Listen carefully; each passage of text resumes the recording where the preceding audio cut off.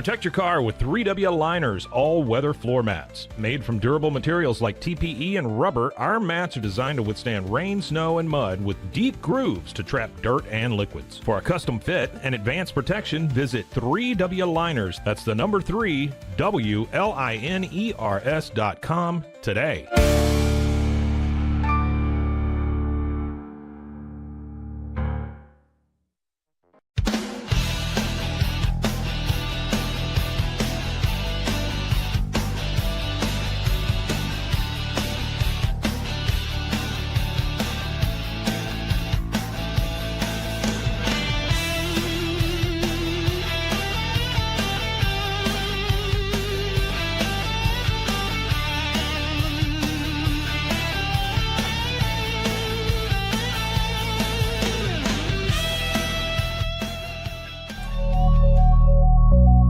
At Acasis, innovation drives us. Since 2008, we've been creating cutting-edge technology products that make your life easier. With a focus on performance, design, and customer service, we're here to help you work smarter, not harder. Join us on our journey to simplify your world. Visit Acasis.com today. That's ACASIS.com today.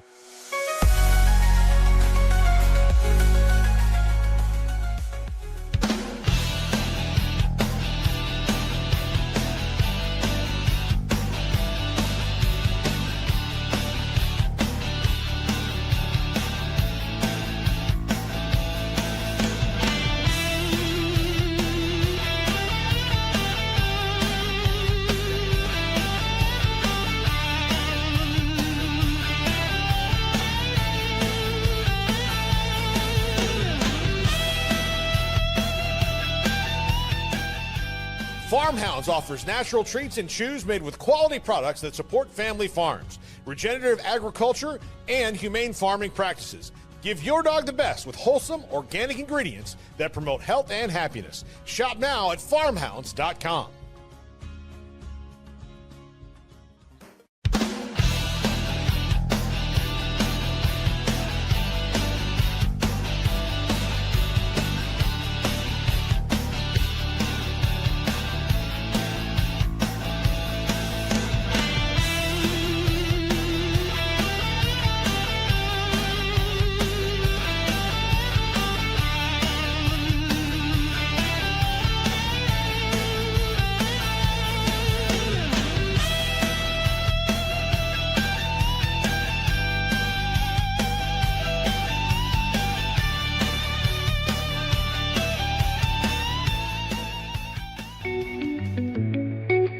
Unlock a world of convenience with Mully Box, your one-stop solution for personalized subscription boxes delivered right to your door. From gourmet snacks to unique finds, each box is tailored to your tastes. Experience the joy of surprises. Subscribe today at mullybox.com. That's MULLYBOX.com.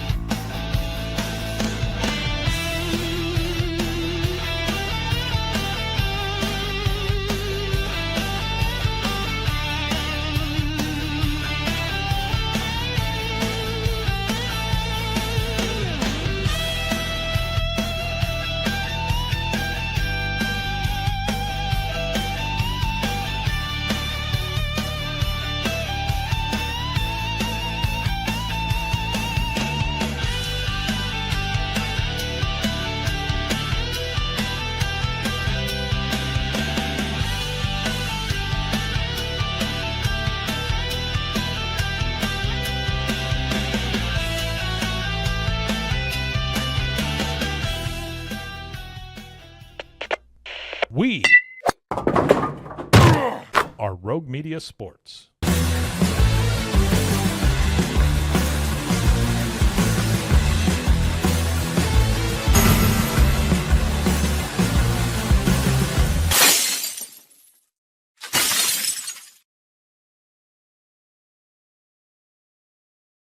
It would be nice if you could hear me, and now you can. The Cam Show live on YouTube, as it is every weekday, live at high noon Eastern time, and then wherever you get your podcasts as well. I'm your host, Cam Stewart. Zach Burke behind the glass, keeping us on the air every day. And you know what? Today, I woke up feeling controversial. And I woke up feeling like I wanted to talk a lot about hockey in the state of the NHL right now, because Brad Marchand, like he did to 30 or 29 or 28 other teams for so long, has really gotten me riled up today. We'll talk about what Brad Marchand revealed as the real reason why he didn't stay in Boston and the real reason that he stayed in Florida. It is a reason that the NHL doesn't want you to know about, but we will tell you anyway. Then we'll talk about the guy the Red Sox owe their entire season to if they stick this out and actually make the postseason. And then myself and Zach Burke will continue our series on the greatest calls in sports history, and we will be taking to the ice on this one. That's going to be real exciting, but it's all coming up here on the Cam Show. We start where we start. It's in the thumbnail. It's in my heart, man. We've talked a lot of Brad Marchand on this show throughout the life of this program. We will continue to do so today because, boy, did he get some people riled up. But it makes me almost like take a step back for a second. You know, the Bruins fan in me, which is all of me, despite the sweater I'm wearing. Like, if I had told a Bruins fan 10 years ago, Brad Marchand's going to be part of a dynasty, like, I don't think anyone in Boston would be surprised, right? The Bruins are in the hunt every year. Of course, he'll be part of a dynasty. Well, we know how this world has been turned upside down since then, and now Brad Marchand is a part of what is about to become an NHL dynasty, just with the Florida Panthers. If you told this to someone 10 years ago, they'd piss their pants laughing. If you told this to someone 10 months ago, they'd piss their pants laughing. But now it's reality. And Brad Marchand has revealed why he didn't re-sign with the Bruins and why he re-signed with the Panthers. And both reasons can easily make you sick, just in two different ways. First, he said he would never take a 1-year deal or a 2-year or even a 3-year deal. And that's why he didn't re-sign with the Bruins. And instead, somehow he got 6 from Florida as a 37-year-old. That's the part where Bruins fans got to feel good. Like, the organization absolutely could have caved in on that. And I'm so glad they didn't. Like, I genuinely think it's one of the best moves Don Sweeney's ever made by not making a move, by balking at that demand that they would go for more than 3 years at the kind of number that Brad Marchand was looking for. I think only Grinelli would have taken him at that so that he could retire a Bruin. I'm glad they didn't. The other reason is a little more spicy. The reason basically why he decided to stay with the Florida Panthers is controversial. We know how honest Marshy can be, and he might be getting a call from the league office today, I think. Not for a slew foot or for licking a guy like he usually gets the calls from the league offices for, but for doing something that is even worse for Gary Bettman. You call a spade a spade. If we were not in a non-tax state, it wouldn't have worked out probably for two guys. You know, two guys probably would have been leaving in that situation. So that's a benefit that this team has that we were able to utilize and make work. Whoopsie. Did Brad just say the quiet part out loud? Were we not supposed to hear that? Don't worry, everyone. Gary Bettman told me and told you it's a ridiculous issue to talk about state taxes. Remember when he just put Biz in that body bag? No, will you stop? I'm just asking. It's a ridiculous issue. When the Florida teams weren't good, which was for about 17 years, okay, nobody said anything about it. And, for those of you who played, okay, were you sitting there with the tax table? No, you wanted to go to a good organization in a place where you wanted to live, where you wanted to raise your kids and send them to school. You wanted to play in a first-class arena with a first-class training facility, with an owner, an organization, a GM, and a coach that you were comfortable with. It's just such bullshit, man. Like, come on. 3 months after that clip, a player from the best team in hockey is straight up telling you they can keep their star players that most other teams in the league aren't able to do purely because of the money. Does that not sound really damning to anyone else? Brad Marchand is literally saying the quiet part out loud. And at the end of the day, Biz is right. The people that say the Panthers win Stanley Cups solely because they have no state tax are wrong. The people who say there's no advantage at all are also completely wrong. And it sucks in politics, social issues, and yes, things like sports, where it's just extreme one side, extreme the other, and really the people in the middle are right. Like we must acknowledge as a sport that the teams that make up 19% of the league, yet have made up 67% of the Stanley Cup finalists this decade, and all but one of the champions this decade, absolutely have an advantage over the rest of the league. We have to acknowledge that. It's there. It's in front of us. And now the players are talking about it to us.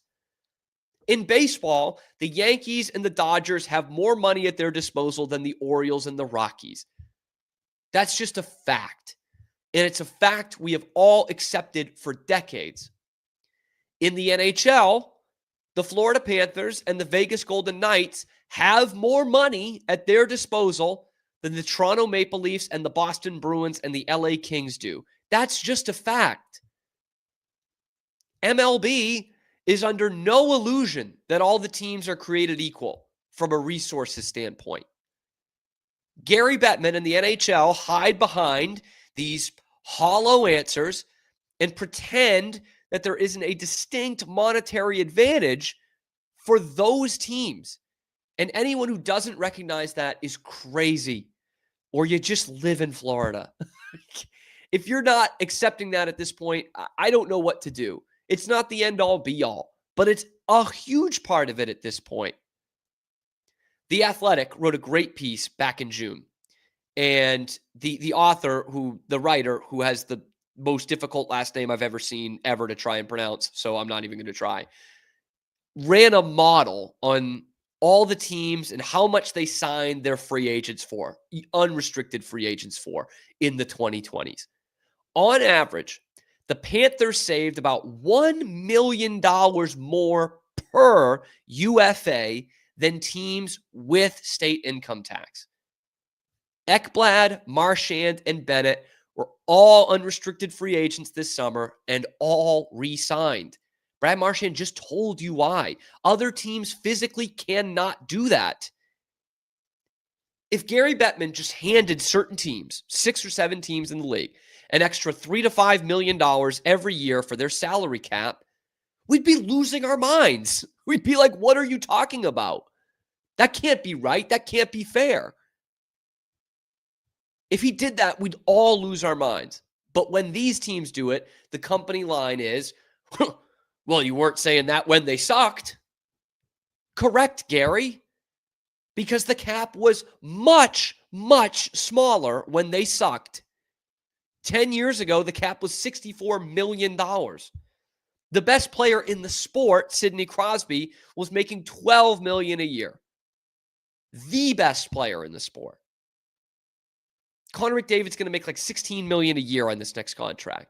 It's a big-ass difference, man, for the highest echelon player. This year, Sam Bennett re-signed for 8 years by $8 million after a 50-point season and won the Conn Smythe. But a 50-point regular season, that's what you get paid for, your regular season. After a 50-point season with the Stanley Cup champion, the LA Kings, back in 2014, Jeff Carter was paid just over $5 million a year on a 10-year contract, by the way. The point is, the money wasn't big enough back then to really be affected by taxes. It just wasn't. Like, we're in a whole different stratosphere right now with the salary cap. It's gone up by over $30 million in the last 10 years, and it's going to continue to go up. We're over $95 million this year. We weren't complaining about it when these teams sucked because the money wasn't big enough to give them an advantage 10 years ago. It just wasn't, man. The difference on taxes between a $4 million AAV contract is much, much different than an $8 or a $10 million AAV contract, which we're seeing get thrown out everywhere now. 50-point guys are getting $8 million a year. Then that is a distinct advantage when you can take more of the money home with one team than you can with another. Like, I hate that argument. Of course, we weren't complaining about it when they sucked because it was a much more even playing field. But as more money goes into the sport, you are unevening the playing field by having these teams that do, or having just any 6 or 7 teams in your league, let alone the ones that are very good, have a distinct financial advantage over all the others. That's all we're saying. This is very real. Well, those teams just started weirdly winning the cup as the cap continued to go up and up and up. And then people will say, once you win a cup with the team, of course you're going to take a discount. The Panthers only get discounts because they're winning. Well, my good friend over The Athletic ran those numbers as well. On average, the state income tax teams that win the Stanley Cup can re-sign their players for about a $250,000 discount on their market value. Nice cut. Except for when you see the non-state income tax teams like Tampa and Vegas and Florida can re-sign those same guys for about $400,000 less than their market value. So now you get an advantage over outside players coming in, but also your internal signings have a much better discount for the teams with no state income tax than the ones that do have it. These things keep adding up. When you have 18 skaters and a couple of goalies, that's one hell of a discount, man. Especially on $1 million per every UFA. That is nuts. That's 3 big UFAs for Florida this year. You're just giving them $3 million by not having a state income tax. Now, look, do you still have to know what you're doing and hire the right people and get the most out of your players? Of course you do. Nobody's actually arguing that. Nobody is saying that the Panthers are the best team in the league because they have a state income tax and nothing else.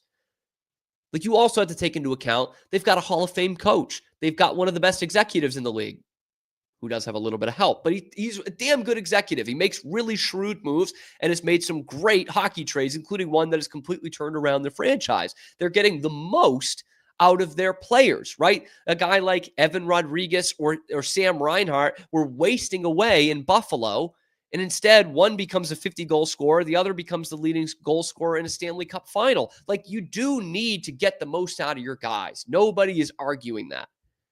But there's still an advantage here. Okay? You can't just do it all because you don't have state income tax. Look at the Nashville Predators, for God's sake. They were awful. You still have to be good at this. Bill Zito is still one of the best in the game at it. You have to know what you're doing. But then again, Barry Bonds was still a pretty good hitter. You know?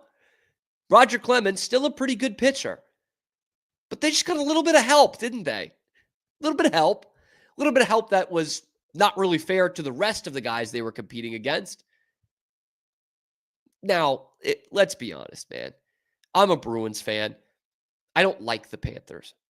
The Panthers didn't need any cap relief to beat the Bruins, okay? Or maybe even the Leafs the last few years. I don't think the Bruins are even close to Florida. But when they match up against Edmonton 2 years in a row, and they get breakout Stanley Cup final performances from Evan Rodriguez and Nate Schmidt, those are guys that are at the end of your roster that most teams can't fit onto their roster for those financial reasons. Florida can. And when you're signing Nate Schmidt for $800K, of course that's going to be a huge advantage that he doesn't have to pay any taxes on it. You know, you want to talk about the big millions of dollars, sure, but the $800K, that still matters for a guy like Nate Schmidt, who's just trying to make a living here, or $1.5 million or whatever it is for Evan Rodriguez. That really helps. Is it unfair? That's tough to say. That's where I get really caught up. being called an unfair advantage. It's an advantage, sure. But, like, can I call it unfair? Los Angeles has an advantage over Kansas City in every sport and pretty much every aspect of living. People want to live there. It's 72 degrees and sunny every day. The weather's perfect. Is an advantage? Absolutely. Is it unfair? I don't know. Is this cap situation an advantage for teams like Florida, Tampa, Vegas, Carolina, Nashville? Yeah. Brad Marchand just admitted it to you. He just told you that. Now, look, I don't know the solution to this. I don't. How can you subsidize teams? I think there's a way that you can go about it in a salary cap league. But it's just going to continue to be a problem until the next CBA. And if teams like Florida and Tampa keep winning Stanley Cups, and Vegas, I mean, Florida and Vegas are the two best teams in the league right now. If they continue to win the next couple of Stanley Cups, no matter what the reasoning is, really, behind the scenes and player development and all that, the next time the CBA comes up, you best believe both sides are going to be looking at that and saying, fellas, we got to fix this because it's going to continue to be a problem. But before we even start throwing solutions out there on the table, what we got to admit is that there's a problem here. Let's stop kidding ourselves. Let's stop having the commissioner of the league tell the biggest voice, media voice in the league, that it's a non-issue, that it's completely ridiculous. Let's stop kidding ourselves first. And that starts with Fat Cat Gary in New York City. It's a problem. The players are literally saying, oh yeah, well, we're the best team in hockey and we got to re-sign all of our unrestricted free agents because we could pay them less than the other guys. They just told you that. They just told you that. Admitting it is the first step. And it's crazy that the NHL still pretends like it's not a problem and that you're stupid for thinking it is a problem.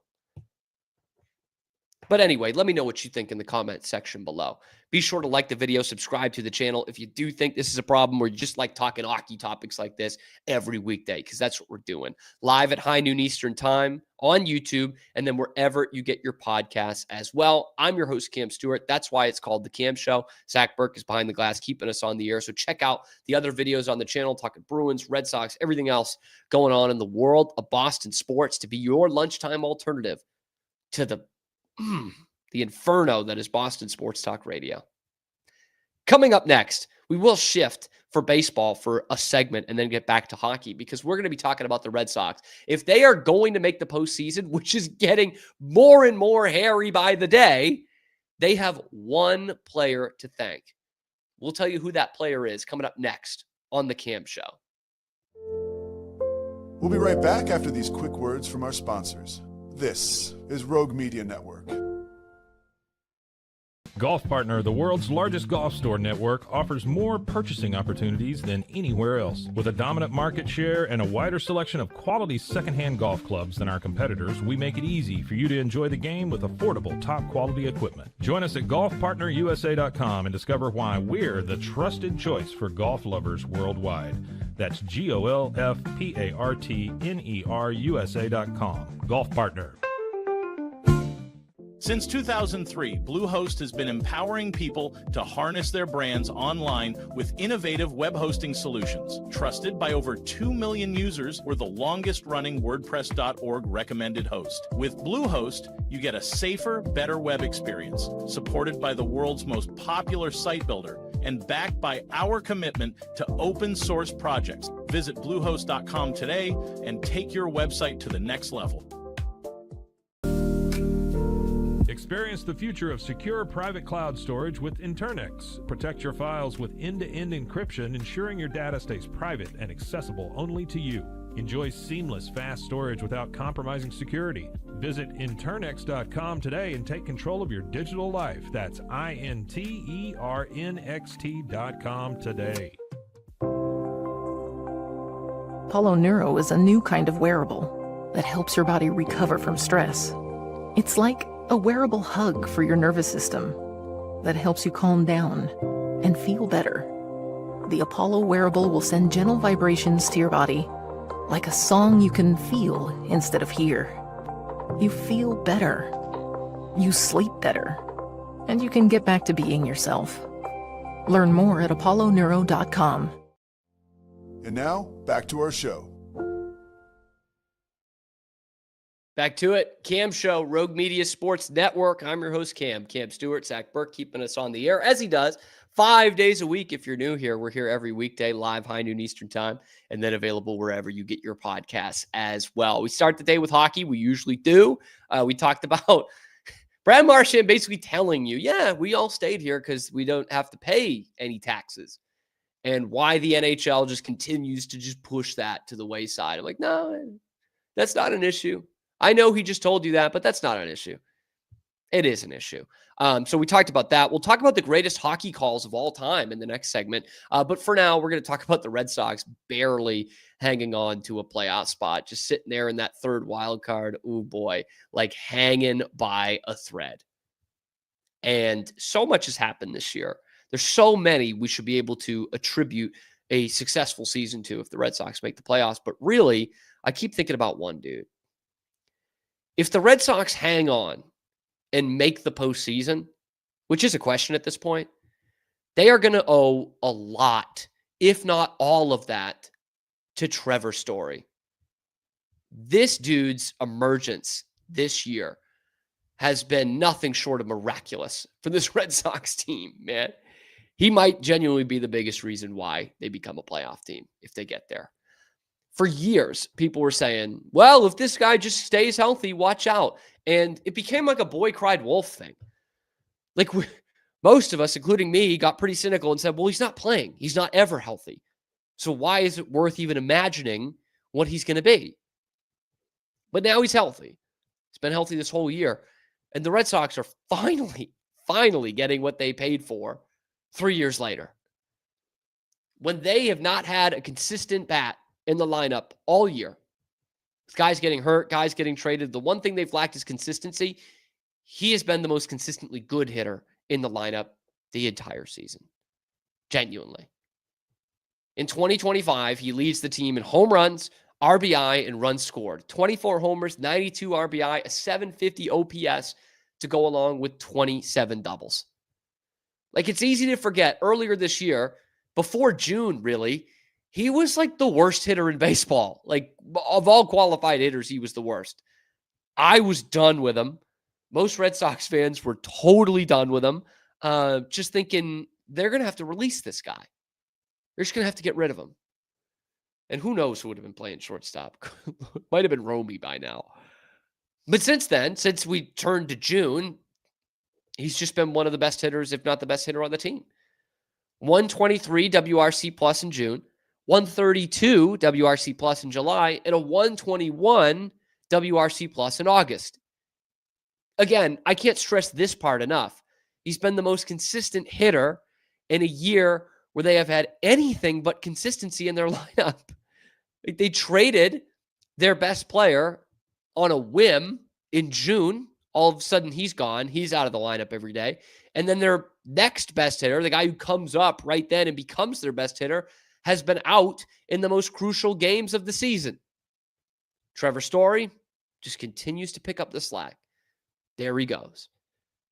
And the thing that this team has really struggled with over the last couple of years when they didn't make the playoffs, I mean, they had obvious holes all around, but in terms of their style, they were a horrible defensive team. I think they were the worst defensive infield of the last 3 seasons. And they were terrible at running the bases. Just piss poor fundamental team. And then Trevor Story came back. And almost instantly, he changed how the Red Sox played fundamentally. He's still a terrific defensive shortstop. Still pretty damn good at that. Okay? And you added a Gold Glover and Alex Bregman to that left side, and all of a sudden, you've got one hell of an infield. And the running the bases thing, Trevor Story's pretty good at that. In fact, he might be the best base runner in the league. It's tough to quantify it, but is Trevor Story the fastest player? No, not that. Is he the most aggressive player? I don't even think I'd say that either. but he's damn good on the base paths. Last night, he sets a new American League record, 31 stolen bases in a row to start a year. That has never happened in this league. Trevor Story's doing that, not Ricky Henderson. Not the old speedsters, Vince Coleman, Lou Brock. There's a couple National League guys, but you get what I mean. None of these speedsters were doing it. Trevor Story's done it. He's literally setting new records in a facet of the game that you've just been futile at the last couple of years. Instant impact.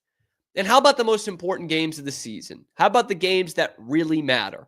Because September's been one hell of a struggle for this Red Sox team. Wilyer Abreu goes down in mid-August. You haven't had your best power hitter in the lineup in a month at this point. I think it's actually been exactly a month. And your best hitter all around, Roman Anthony, the future of your franchise, goes down in the middle of the month. Uh-oh. What now? It's like the beginning of the Carl Yastrzemski song. Who will carry us from here? Trevor Story's the dude who will carry us from here. In September, a 364 average, a 545 slugging to go with a 407 on base percentage, all of which are his best numbers in any of those slash lines in any month of the season, and a 952 OPS, which is comfortably the best OPS of any month he's had this season. Still strikes out too much, but he's also provided 8 RBI, a couple of homers, 4 doubles, and again, that 364 batting average. 7 stolen bases to go along with it as well, which August and September have been his best stolen base months, 7 in each of them. So when the cards have been stacked against him and the breaks have been beating the boys, and their best players keep getting hurt, and their actual best hitter going into this year isn't even on the team anymore, Trevor Story has stepped up. He's been consistently good since June, and in September, he's actually gotten better. When the games have mattered the most, this guy has really stepped in for you. Really big time. He still strikes out too much. Leads the team in strikeouts. Doesn't walk enough. But, again, when the calendar turned to September, his OBP is over 400. This guy has been your saving grace. It was Roman Anthony for the whole summer. It was Garrett Crochet in terms of the pitching staff for the whole season. But if you had to point to a guy and say, we're in the playoffs because this guy exceeded our expectations, Trevor Story is that guy. If you wanted to look at a guy and say, we're in the playoffs because this guy carried us through the most important games of the regular season, Trevor Story is your pick. If you wanted to say, we're in the playoffs because this guy stepped in when someone went down, Trevor Story, you could say that for Rafael Devers. You can say it for Wilyer Abreu. You can do it for when Roman Anthony went down. All 3 of those guys, Trevor Story stepped up his game after that. Don't take this for granted. It's almost like the guy had a slow start to the season because he's played a season's worth of games in the last 3 years. Don't take this for granted. If the Red Sox do hang on, and that magic number is now at 8, if they sneak into this playoff picture or sneak into the playoffs proper, Trevor Story deserves a humongous pat on the back. And he might be the biggest reason why that they're in. And I hope he continues to stick around here for the next couple of years. He should have some years left if he stays healthy. Wasn't an off-injured guy before he got here. Couple of freak ones. If he can stay healthy, that's a major, major part of your team. But then again, that's been a huge question mark over 3 seasons as to whether he can stay healthy. Who is the biggest reason the Red Sox will make the playoffs? Let me know in the comments section below. Do you want them to extend Trevor Story and keep him here, or opt in and keep him here for a couple of more years? Let me know in the comments section below. Then be sure to like the video, subscribe to the channel. We come at you every weekday live at high noon Eastern time, and then we're available wherever you get your podcasts as well. I'm your host, Cam Stewart. Check out the other videos on the channel talking Red Sox, Bruins, everything else going on in the world of Boston sports. Your lunchtime alternative to Boston Sports Talk Radio. When we come back, we'll get back to the ice. We will. We're continuing our greatest commentator call series, and we have hockey coming up next on The Cam Show. We'll be right back after these quick words from our sponsors. This is Rogue Media Network. Welcome to Kit Bag, the ultimate destination for football fans. Whether you're cheering for Arsenal, Chelsea, Manchester United, or any other top club, we've got your team's colors running through our veins. From official replica kits to custom player prints of your favorite stars like Ronaldo, Messi, and Kane, Kit Bag is your one-stop shop for all things football. Powered by Fanatics, we deliver to over 180 countries, ensuring you get the gear you need fast. For true football passion, think Kit Bag. Visit kitbag.com today. That's kitbag.com. Kit Bag.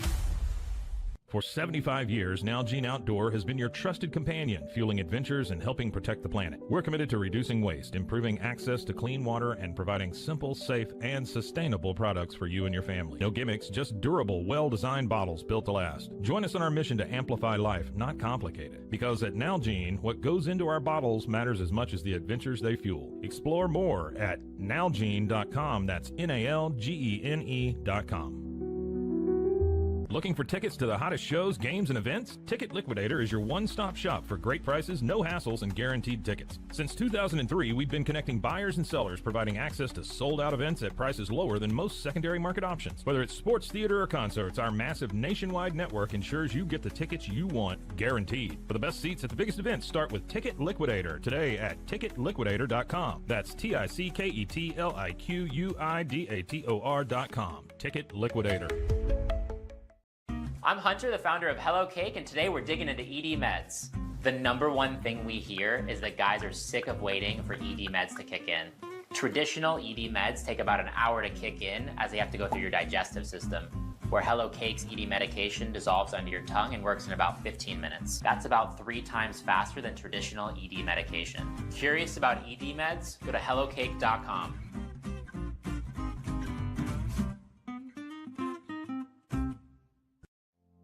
And now, back to our show. Back to our show, Cam Show, Rogue Media Sports Network. It's not my day. It's not my day. Just not coming together for you, Zach. Dude, so I have, and I'm sorry just to take over this part. Okay. I have my calls.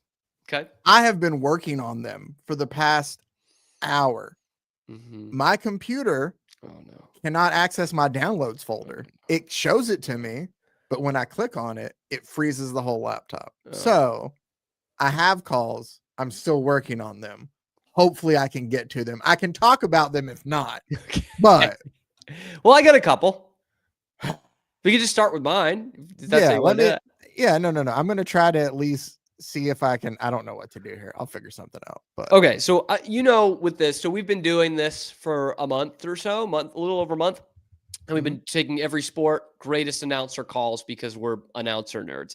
So this one's interesting because Zach, I think, would admit he's not a huge hockey fan, and I'm a dyed-in-the-wool hockey fan. So this is one like college football, like we're there. You know what I mean? Baseball, we got it. We're kind of coming at it from the same angle and passion sort of thing.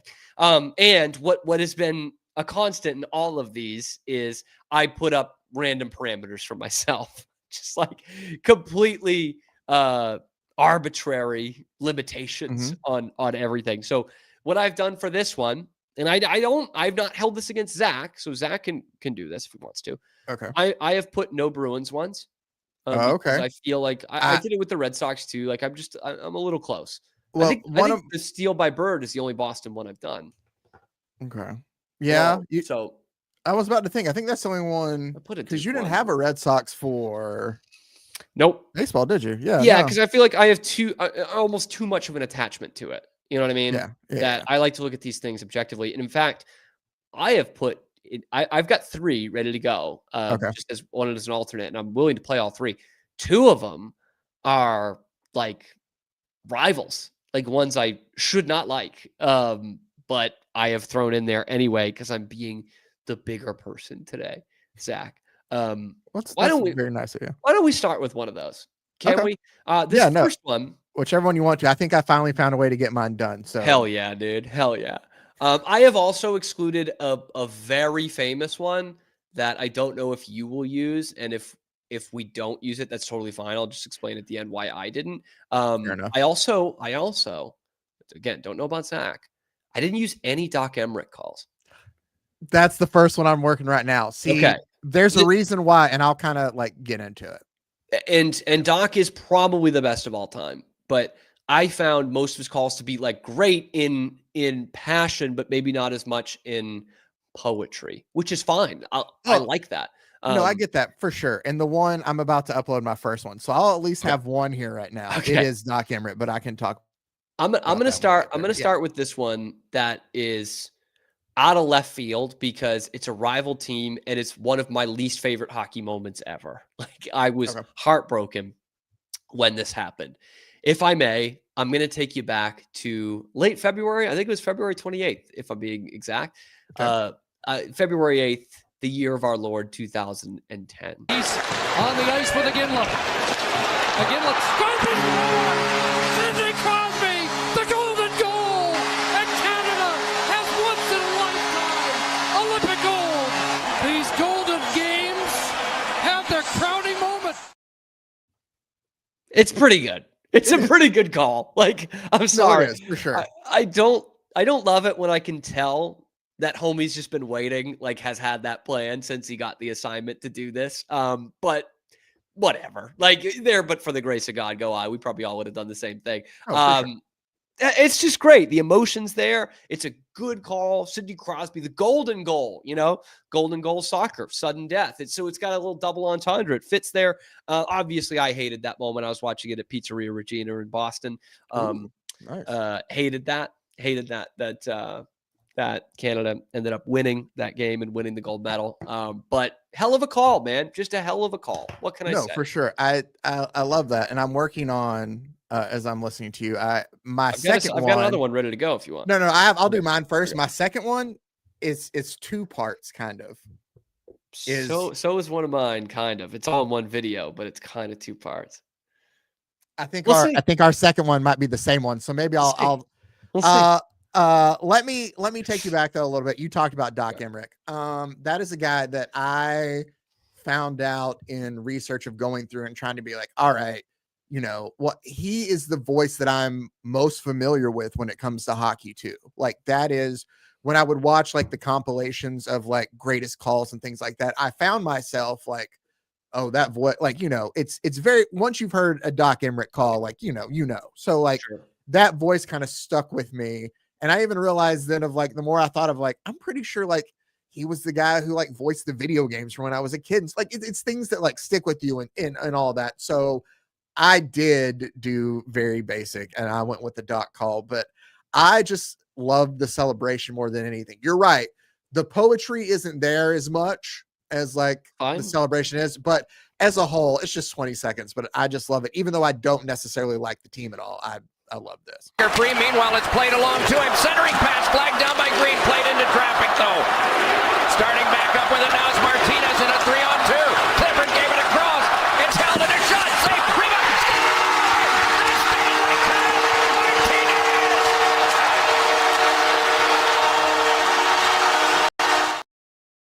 I love that he's still yelling and he's drowned it out by the engine there in the arena. But no, I'm a big fan of kind of like letting it, like it wasn't too big, but it's still like it fits so great. And then the horn and everything. I just love that moment as a whole, kind of. Like that is a tough one when you don't plan it out, like the guy who did for Sidney Crosby's goal. Because you're like, what's happening? Stanley Cup. Yep. Overtime. Stanley Cup. Martinez. Like it's great though. It is. Yeah. Like Doc always brings the passion with it. I almost went with the Adam Henrique one where the Devils won the Eastern Conference in 2012. Because he's great at the simple calls and letting it breathe, but also bringing the emotion. That one was Scar Henrique. It's over. And like, that's it. You just kind of are with the crowd. So love Doc though, man. I'm glad we didn't totally shut Doc out. Yeah, no. And and again, like the more I just like would sit there and think and go through these compilations and his voice would kind of come back up and like, man, that is kind of, as somebody who's not just like the biggest hockey fan and doesn't have, like with baseball, I know so many different announcers from all the different games I've listened to, but this was one that obviously like it stuck with me enough to still be like, yeah, I like this. I really like this. So yeah, it's good stuff, man. Yeah, it's good stuff. I'm going to get the second one out of the way of the teams I don't like. Okay. This is me being the bigger person here, Zach. Oh, well, that's nice. Because this team I don't really have much against now, but this specific year's team, I did not like. In fact, it's one of my most hated teams ever. And ironically enough, we're headed back to the same city as my first one. Let's head out to Vancouver. All right. Ryan Johnson just gets it out. And he's dumped the puck back in. Campoli trying to clear it. Burrows shoots, scores!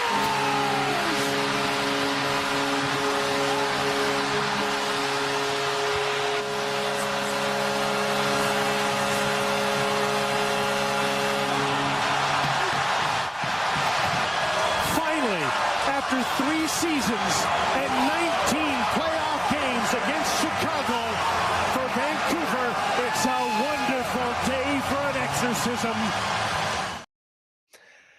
Add on to it, by the way, probably my least favorite player from that team as well, Alex Burrows, that piece of shit. But unbelievable at the end is what gets me, right? It's a wonderful day for an exorcism. Like, that's such a good line, man. I'm surprised it's not used more in sports, for that team that can't get over the other one. Like, it's a wonderful day for an exorcism. I've used that in like fake broadcasts playing NHL in my living room so many times. Did you? Man. Okay, this kind of just goes off. Were you one to do that? Because I would do that too. Is I would have a gameplay and I would be my own announcer and I would do cheesy, hammy stuff like that. Yeah. Sometimes I'd have a color guy too with a different voice, and it was always like, as for someone who does take broadcasting seriously and did a lot of play-by-play, that I did not really take serious. Like it was supposed to be fun. Like it was supposed to be funny. I do it in British accents and stuff. So yeah, nice. I would do that. So my next one, and as I was trying to get the clip together, I just decided to come look and see what yours was just to see. And it's not loading in for me. And the beauty of it is it's exactly the same one. Perfect. And so I didn't know. I was trying to pull up. I thought I found. If we had to rank these, by the way, this would be my number one. This is my all-time favorite hockey call ever. And this is the thing. It was. Oh, here. I'm going to add in if we just want one of just the hit later. I love that it play the 1 minute one because that one's got all the context. Does it have it? Okay. Then So here we go. It's got Rodney Myers made sure not to put that whammy on. Passed off near side Sikora, tried to draw it around, couldn't, and down on the ice. Stevens. Oh my goodness. Is that Paul Kariya? Yes, it is. Paul Kariya got leveled. My. This is the first open ice big hit that Scott Stevens has thrown in the series. Paul Kariya landed on his back and didn't move. And Paul Kariya knows not to cut through the middle towards Stevens' side. And the fans on their feet because Paul Kariya has just come back from the dressing room and onto the bench. Into the zone, Sikora kicked it out, got it back. Here side, Kariya. The fans want one. Score! Off the floor! On the board! Paul Kariya! I have goosebumps. That's unbelievable. Make that 3 of us, and I haven't even asked Gary yet. Look at this shot. Just a laser that was by Marty Brodeur before he could see it. I mean, just fantastic stuff. Off the floor, on the board. That's incredible. Dude, and the thing is, Kariya! Dude, and that is the moment as a whole is just incredible. The things that, and obviously that clip does a great job of just encapsulating it all there in a minute. But the other things that I love is there's a point where he when he comes back and they're shocked, he nudges his he taps him on his teammate on the arm. He's just oh, and he scoots over oh, you're back. Yeah. Scott Stevens is shown in the visitor on the bench, just kind of oh, he's shocked to see him back. They mentioned something. It's probably in your clip, but not in this one. But I think it's Bill Clement who's up there. He's saying, I didn't think we'd see him till next season. Yeah. Right? And I mean, the hit itself obviously actually wasn't really against the rules back then. That you would know what we can do today. I can do this and we can talk about it while it plays. Yeah. Okay. So Well, I'll give you. Well, the I gold said here. here. I can't. Votes. I should have done it the other way. It's Scott Gomez is going to turn it over. Yeah, so he releases the puck there. 1-2, bam. That's too late. It's too late. I don't know. I don't think it was back then. But that is the crazy one where you see the visor fog up as he comes through. Because that is the that he was out then. He was completely out. Yes. You can tell by the Yes. And Paul Kariya has said, and unfortunately, he had all kinds of concussion issues, basically had to retire because of it. And he has said like, yeah, I was still woozy out there with scoring that goal. He's like, I think he said, I don't remember the rest of Game 6. Like it's not even there. Well, I was thinking there's a guy. You need to fly across the country. That's like a really not a good thing at all. No. But I keep thinking of the Golden Knights player here recently. There was the one where I think he ended up having like the same thing almost kind of happening. Got up and he's like his legs are just kind of loose underneath him as they're like skating him off. And it's one of those like, yeah, no, he's not coming back. But 22 years ago, different time. It was a different time. Different time, man. Do you think kind of sucks that it almost sucks that we have that moment? You know what I mean? Because that was not good for Paul Kariya. No. Anyway. But I do want to ask this one question that is a hockey question that had me thinking because it was brought up in the videos I was watching. Do you think that Paul Kariya as a player fit better now in the current style than he did when he actually played in the 90s? Yeah. Like he was a superstar before his time in a way. Not that he wasn't like really good, but that his gameplay fit more. Right. Like he's a Hall of Famer anyway. But I mean, yeah, he would have been he'd been one of the 4 or 5 best players in the league right now. He obviously had that working against him. Dead puck era, short guy, wasn't going to lay out hits. For sure. And like, this isn't obviously a direct comp because they play different positions and have a little bit of a different style. But like Nikita Kucherov gets by no problem now. He's one of the best 4 or 5 best players in the league. He leads the league in scoring the last 2 years. Paul Kariya would have been doing that at the center position. Like absolutely, man. That's a good question. Yeah, I hadn't really thought of it, but totally. And you got to think about some of those other guys from that era who were just all skill. And I don't even mean that as a bad thing. Like, this is the most skilled era in hockey. Yeah, Paul Kariya would have been an absolute bona fide MVP candidate most years. And again, he was still pretty dang good when he played. Yeah. He's still a Hall of Famer. But 50 goal guy, right? And I'm pretty sure. I think he did. I think he did get to 50, and he played with Teemu Selanne. That helped too.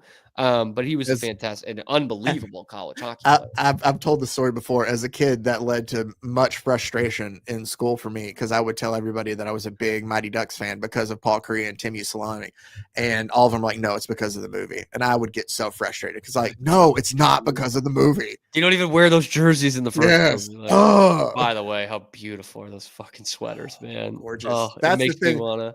That's the thing I love most is watching those, thinking like, yeah, if Hartford is one, those right there too, man. I love those. The maroon and the white, dude. Yeah. I could get it from customthrowbackjerseys.com. I could order it today and have it in 2 months, but I could order it today.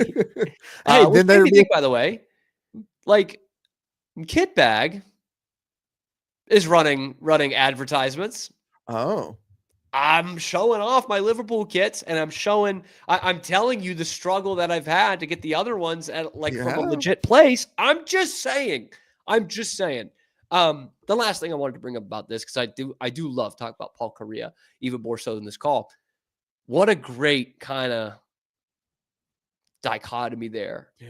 Of like, if you're not a sports fan, you really don't understand it, and you're probably more logical that way. Of like, I just said, like, that wasn't good for Paul Kariya to have that moment. That probably negatively affected his life because of what it did to his head. And like, he can't avoid that he got hit, but he can't avoid, coming back in the game. And yet, that's Paul Kariya's best moment. Mm-hmm. That is the moment of his hockey career because unfortunately he does not win the Stanley Cup, and that was as close as he ever got. And that moment is a moment in NHL history that he authored. But that probably wasn't good for his well-being. And it's a moment so much so that people of my age who probably just missed Paul Kariya, you know about him because of that. You know what I mean? Mm-hmm. Like, someone who's a casual hockey fan of my age probably knows Paul Kariya more than they know Peter Forsberg, who was from the same time, who was a better for Colorado, right? Who did win the Stanley Cup and who did win an MVP, but he doesn't have the moment like that. So there's no when you watch like the Hockey Night in Canada hype video for the Stanley Cup playoffs, there's a Paul Kariya moment in there. There's not a Peter Forsberg one. So, it's just really interesting where, like, what kind of negative effect did that have on his life versus having a huge positive effect on his career. Some ways. Yeah. You know what I mean? Yeah. I don't know, but it was only a player. I mean, it's the only correct. Have the Ducks won another? They have won the Stanley Cup. They did win it in 2007. He was not there. Yeah, no. But I mean, they had only been like this was his last year. I think so, but they had only been like game his last 3 times before that, or that might have even been the third trip. Those were not a perennial playoff team. That was their first trip to the Stanley Cup final. Yeah, okay. And they came out of nowhere. They were an 8 seed. Yeah, because they beat the Red Wings, who were the defending champs to get there. You're right. Yeah. You're absolutely right. J.S. Jaguar was the last guy to win the Conn Smythe in a losing effort before Connor McDavid did it last year. So yeah, to me, that's my favorite call ever. And as much as I say Doc is the best, like we're splitting hairs. Gary Thorne is fucking unbelievable. I wish he had done it for longer. I wish he was on ESPN when they got it back. I don't know if he's doing. I don't even know if he's doing Orioles anymore. But he was great. Anyway, that's it. That's it for the day. That's it for the show. I like it. Oh, okay. Well, then I can leave. All right. Well, you don't have to. If you've got a better hockey announcer call, drop it in the comment section below. Maybe we'll revisit this if we really missed a bad one. But again, no Bruins. And I have to admit now that you've seen yours, probably the greatest sports call in history was a hockey call, and we did not include it on here. Yes. I purposely did not do the Miracle on Ice because it's just like a step above all of them. Now, what I should have done was Al Michaels had a phenomenal gold medal call as well, because people will remember they did not win the gold medal when they beat the Soviets. They beat Finland. In 2 days later, they came back from down 2-1 in the third period to win it 4-2. And Al Michaels counting it down with them. He says, 5 to the gold medal, 4 to the gold medal. This impossible dream comes true. It's great. It's almost as good as You Believe in Miracles. And do you know who was on the broadcast with Al Michaels for the Miracle on Ice? Talked about him a lot this week. The late, great Ken Dryden was the color guy, freshly retired the year before. So anyway, if you have a better call, let us know in the comment section below. And like and subscribe, because we need that to keep our jobs. And we will see you tomorrow, live at high noon Eastern time, on another edition of a little ditty that we like to call The Cam Show.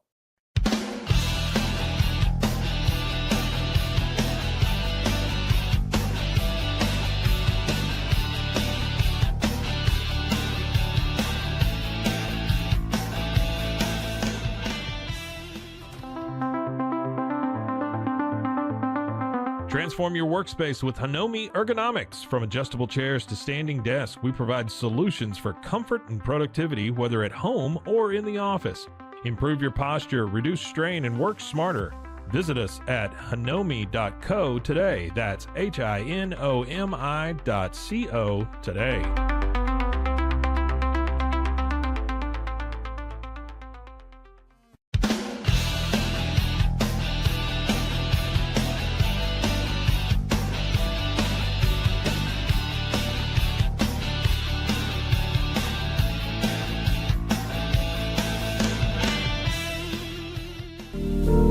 Experience the future of secure private cloud storage with Internex. Protect your files with end-to-end encryption, ensuring your data stays private and accessible only to you.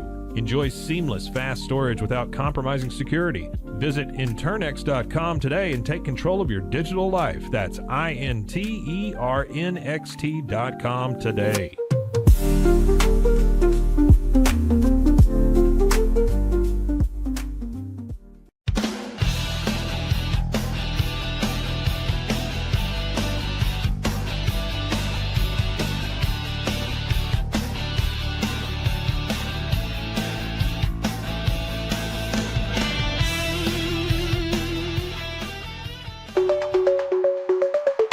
your online privacy with NordVPN. Browse securely, access content from anywhere, and keep your data safe with military-grade encryption. Whether at home or on the go, NordVPN ensures your digital freedom. Stay secure. Download NordVPN today at nordvpn.com. That's NORDVPN.com.